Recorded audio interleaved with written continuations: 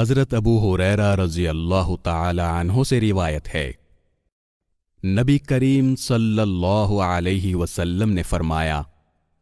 7 آدمی ہیں، اللہ تعالی ان کو قیامت والے دن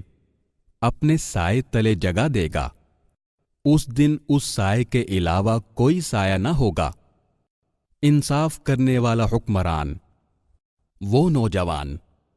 جس کی پرورش اللہ تعالی کی عبادت میں ہوئی ہو، وہ آدمی جس کا دل مساجد کے ساتھ معلق رہتا ہے، وہ آدمی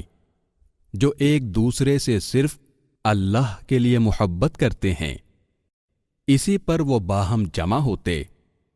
اور اسی پر ایک دوسرے سے جدا ہوتے ہیں، وہ آدمی جسے کوئی حسین و جمیل عورت دعوت گناہ دے لیکن وہ اس کے جواب میں کہے میں اللہ سے ڈرتا ہوں،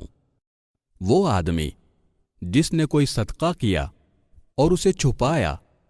حتیٰ کہ اس کے بائیں ہاتھ کو بھی علم نہ ہوا کہ اس کے دائیں ہاتھ نے کیا خرچ کیا، وہ آدمی جس نے تنہائی میں اللہ کو یاد کیا تو اس کی آنکھیں بہہ پڑیں۔ اسے امام بخاری اور امام مسلم نے روایت کیا ہے۔